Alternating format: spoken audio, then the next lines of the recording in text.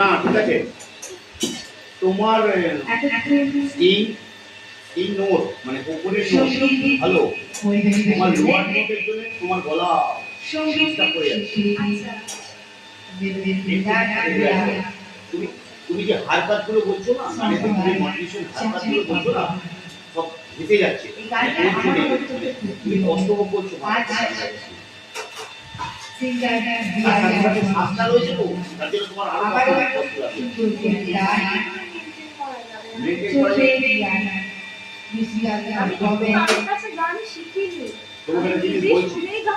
আমার কথা